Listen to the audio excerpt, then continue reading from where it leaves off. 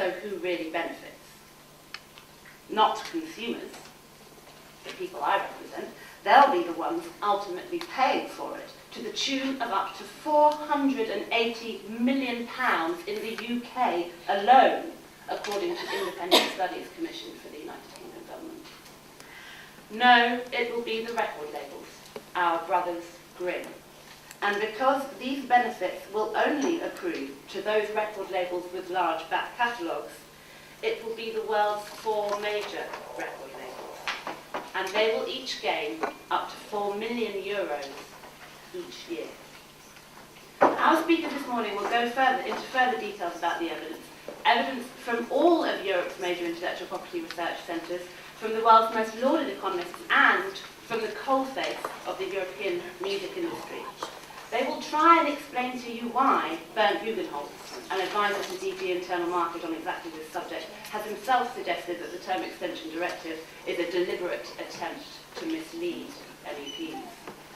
What I'd like to focus on in the remainder of this talk is why you should care.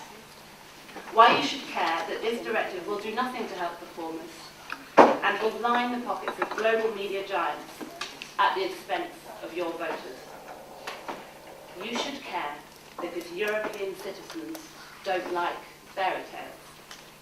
More specifically, your voters don't like to think that their elected representatives make law on the basis of fairy tales. And Europe's citizens are pretty angry about the Term Extension Directive. I'd like to read you just a selection of the comments that have been left by people underneath our video, which I gave you the URL for already, which incidentally was the 11th most popular UK political video on YouTube last week, and I'll remind you that last week was the week Obama got elected. Here are just some of the comments. Charlie McCreevy has to go. The proposal of the Commission is a huge scandal. Another comment. The proposal smells of an industry in terminal decline, catching at straws. It does nothing for struggling artists. It's a pity the EU has fallen for it. A third comment. The public will be even surer if this passes exactly who it is supposed to benefit. That's largely why we don't care about respecting copyright anymore. That last quote bears some examining. At the moment, in the UK alone, it's estimated that around 6 million citizens are infringing copyright by engaging in illicit file sharing across peer-to-peer networks.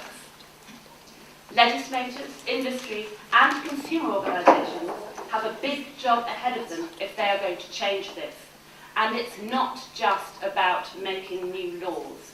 We have to make sure that the legal framework is something that ordinary citizens can understand, and can understand why they need to respect it. Every European benefits from copyright when copyright allows and encourages musicians to make great music. And that's what copyright does. By protecting artists from people profiting from their creativity without giving them anything back, we encourage them to share their talents with the world, to inspire us and to challenge us. But law that is based on fairy tales, that doesn't win anyone over except perhaps the Brothers Grimm, is not law that ordinary European citizens can respect. Passing the Term Extension Directive will only diminish the average European's respect for copyright law, and that will make the real problems facing the copyrighted key in the digital age worse, far worse. Ladies and gentlemen, I put it to you that the Term Extension Directive is not a charming prince on horseback, rushing to the aid of poor performers. I put it to you that the Term Extension Directive is a frog. It is a slimy, sleazy frog, and it is a frog that lies. And European citizens know that it is a frog. And I put it to you further that you cannot kiss this frog with amendments, this frog directive with amendments and turn it into a prince.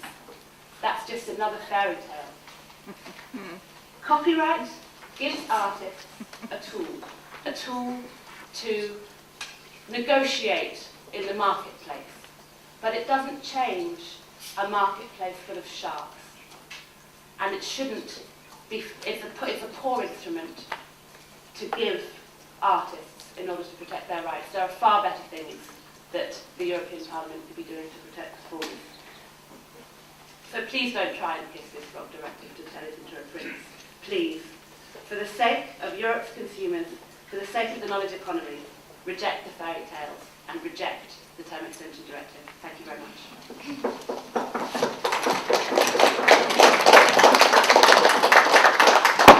Thank you very much, Becky. We have got right into the heat of the debate.